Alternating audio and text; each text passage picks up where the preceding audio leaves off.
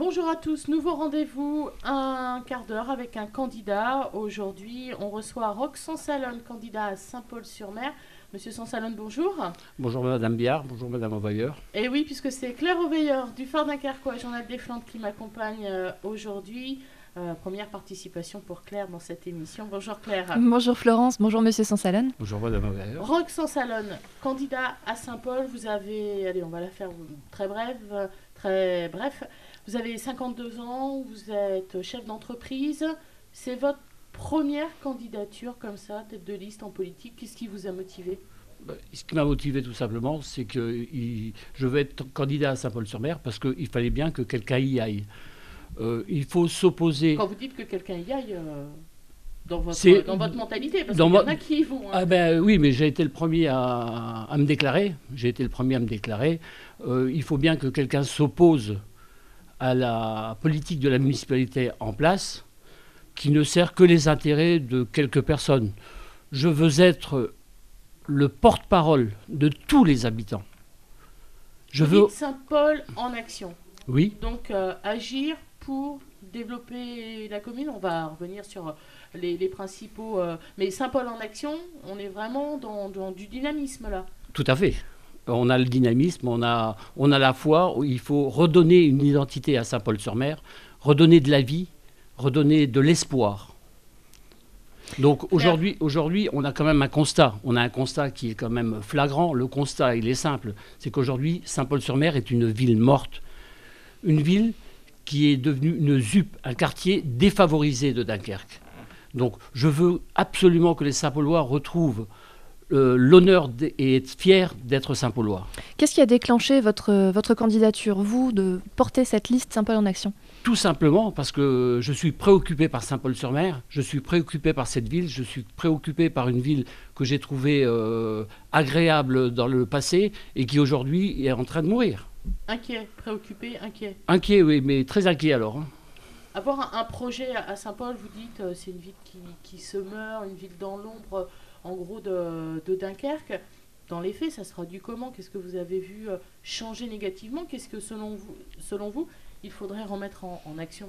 Aujourd'hui, il faudrait redynamiser, requalifier cette rue de la République. Centre-ville. Hein, le centre-ville, oui, rue de la République et les rues annexes, naturellement.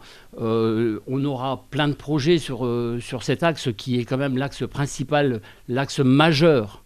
Le centre, le cœur de la ville. Qu'est-ce qui ne va pas aujourd'hui, selon vous ? Ce qui ne va pas, c'est tout simplement les commerces se meurent un à un. Et pourquoi ils se meurent ? Parce que tout simplement, on n'impulse pas du dynamisme, et on ne donne pas la chance aux commerçants de s'installer et d'exploiter correctement. En plus de tout ça, on subit des préemptions. On va revenir sur ces préemptions, les préemptions chères à notre... aux auditeurs. Oui, les préemptions au niveau des locaux commerciaux, préemptions qui sont réalisées par la communauté urbaine de Dunkerque. Mais il est vrai que lors de mon entretien avec le phare très, très récemment, avec Claire Auveilleur, tout à fait. Monsieur le premier adjoint m'a tout simplement dit que ce n'était pas du ressort de la municipalité, mais du ressort de la communauté urbaine de Dunkerque. De qui se moque-t-on ? Le premier adjoint... Pour expliquer aux gens, parce que c'est quand même un peu technique, oui. On ne va pas éviter de faire fuir tout le monde, ça veut dire que quand un local commercial, en gros, est vide, selon vous, la ville ou la CUD prend préempte, donc c'est-à-dire s'accapare, on va dire, allez, grosso modo, s'accapare les locaux. Réserve les locaux pour en faire autre chose. Et pour vous, on ne remet pas ça dans le bassin commercial. Tout à fait. Et donc la municipalité avait bien précisé que c'était la communauté urbaine. Mais alors, de qui se moque-t-on ? Parce que tout simplement, le vice-président à la CUD chargé de l'urbanisme et du foncier n'est autre que le premier adjoint de la ville de Saint-Paul-sur-Mer. Donc, double casquette, double erreur. Donc aujourd'hui, je pense qu'il doit revenir sur ces préemptions, parce que ces préemptions, c'est de la vie pour Saint-Paul-sur-Mer. Et vous, que feriez-vous justement en préemptant ces... Si je préempte les locaux, c'est pour réinstaller des commerçants et du commerce de proximité. Là-dessus, on a eu une aubaine qui nous a été offerte par l'État, qui était cette fameuse zone franche. Zone franche qui va se terminer le 31 décembre 2014, comme vous le savez. La première priorité va être tout simplement de redemander à l'État une prolongation de cette zone franche. Prolongation qui va nous permettre de développer une dynamisme et créer un pôle développement pour Saint-Paul-sur-Mer.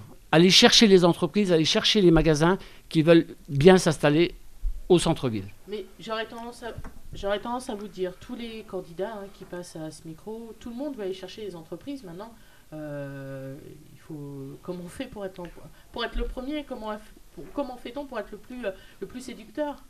On va se donner les moyens, en créant un pôle développement qui va aller vers les entreprises, qui va aller chercher les entreprises. Vous savez, c'est aussi un commerce développé. Aujourd'hui, c'est convaincre des investisseurs à devenir... le faire tout seul, parce que là, ça a plutôt tendance à être aussi un travail communautaire, ça. Aujourd'hui, ma préoccupation, comme je vous l'ai dit, s'appelle Saint-Paul-sur-Mer. Aujourd'hui, je travaille sur Saint-Paul-sur-Mer. Comment on agit à Saint-Paul en sachant qu'aujourd'hui, il y a une association fusion avec Dunkerque. Saint-Paul ne vit pas tout seul. Et justement, vous aviez dit en plus que vous ne souhaitiez pas que vous vous présentez donc à Saint-Paul, mais sans présenter de liste au Grand Dunkerque. Donc vous aviez justement...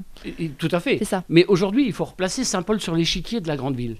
Saint-Paul sur l'échiquier de la grande ville représente 27% de la population. Saint-Paul-sur-Mer, c'est une ville de plus de 21 000 habitants, 3e ville de l'agglomération, et elle doit le rester. Donc aujourd'hui, j'ai dit tout simplement que croyez-vous un seul instant que le maire de la grande ville puisse ne pas tenir compte des désirats du conseil consultatif et de son maire délégué?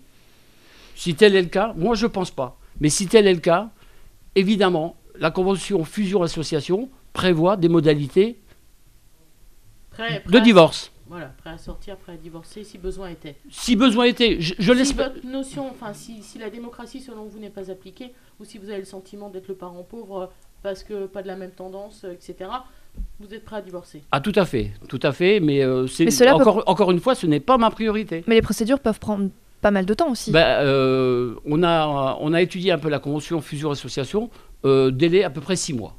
Parce qu'il faut justifier justement cette demande de divorce. On va la justifier. On va revenir sur cette fusion-association. C'est quand même quelque chose d'intéressant. C'est quand même une chose qui doit marquer. La fusion-association a été mise sur la table au courant 2004. Courant 2004, on a fait une étude et on a questionné les habitants des 3 villes pour savoir s'ils étaient pour ou contre la fusion. Il faut savoir aussi que 25% de la population est venue voter sur l'ensemble. Le projet, tout naturellement, il a été rejeté par le préfet. Il a été rejeté, pourquoi? Parce que tout simplement, il n'y avait pas assez d'électeurs. Et on l'a fait passer en 2010. En 2004-2010, ça fait 6 ans. Il y a eu de l'eau qui a coulé sous les ponts, hein. On ne va pas refaire l'histoire parce que le temps passe. Dans vos projets, vous avez aussi à cœur de redonner un nouveau visage dans les couleurs, dans le paysage, dans le bâtiment à Saint-Paul-sur-Mer. De redonner un nouveau visage, de redonner une nouvelle vie à Saint-Paul-sur-Mer. Je veux qu'on... Ça passe par quoi? Ça passe par une requalification totale de la rue de la République et des rues annexes. Ça passe par la voirie, ça passe par les trottoirs. On a eu un exemple qui m'a fait mal au cœur.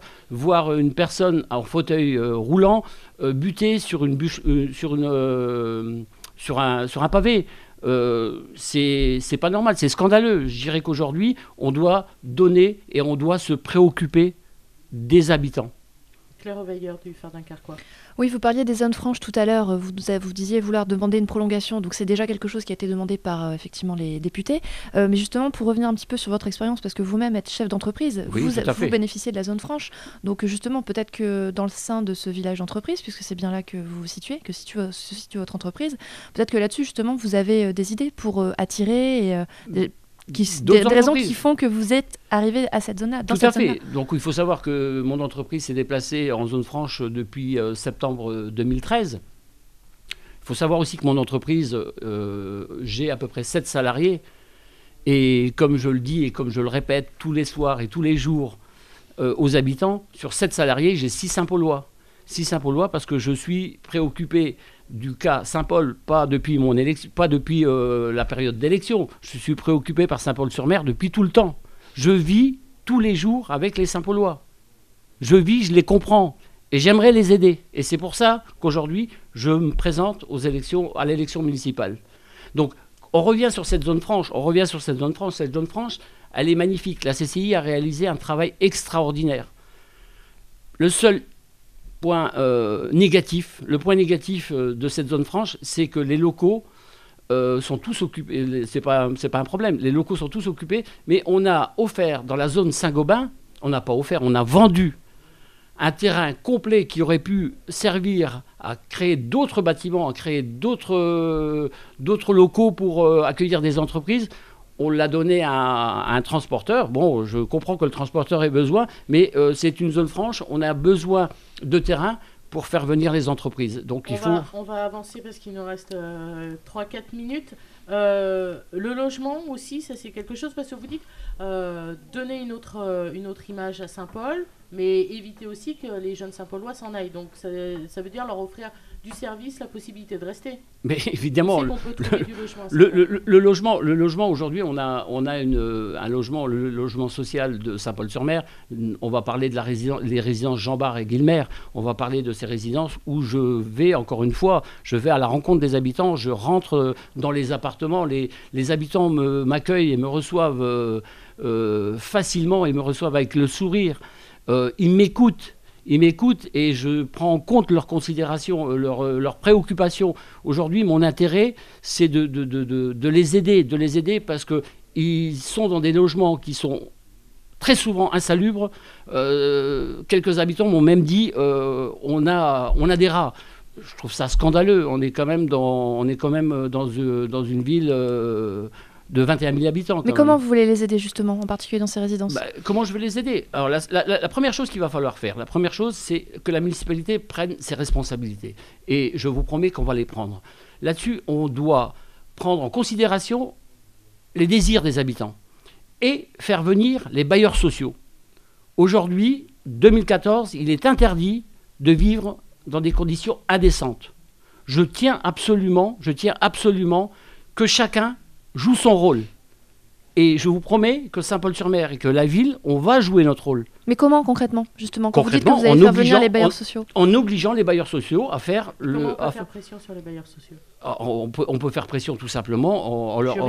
Juridiquement, aujourd'hui, je pense que c'est punissable de laisser des habitants vivre dans des conditions indécentes.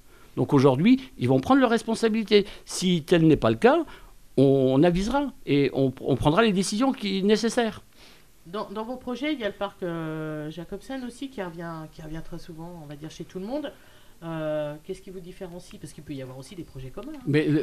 Tout à fait. Mais aujourd'hui, le parc Jacobsen, le seul parc de loisirs de Saint-Paul-sur-Mer, il est dans des conditions qui sont inadmissibles. Les jeunes ne peuvent plus s'approprier ce parc parce que tout simplement, il est pas exploitable.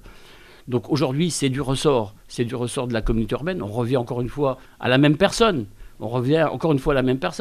Et au niveau aménagement urbain, rien, pas un banc. Et vous avez pu vous en rendre compte. Et aujourd'hui, je pense qu'on peut redonner de la vie à ce parc de loisirs, simplement en créant un parcours de santé. Un parcours de santé qui nous fera venir les sportifs, mais qui nous fera venir aussi les promeneurs et les familles pour se promener le week-end sur Saint-Paul-sur-Mer. Claire Auveilleur, dernière question. Justement, là, on a évoqué les projets. Concernant la liste, demain, vous pourriez la déposer sans problème ? Comme je vous l'ai dit, je vous le répète, ma liste, elle contient beaucoup plus que 35 noms. Aujourd'hui, on est en concertation et on est en discussion avec les membres de l'association Saint-Paul en Action. Aujourd'hui, si je dois la déposer, je peux la déposer et j'aurais pu la déposer il y a bien longtemps. Elle ressemble à quoi votre liste ? Tout du moins, à quoi voulez-vous qu'elle ressemble ? Ma liste, aujourd'hui, comme je l'ai dit, moi, je suis sans étiquette. Je n'ai jamais été carté dans aucun parti politique.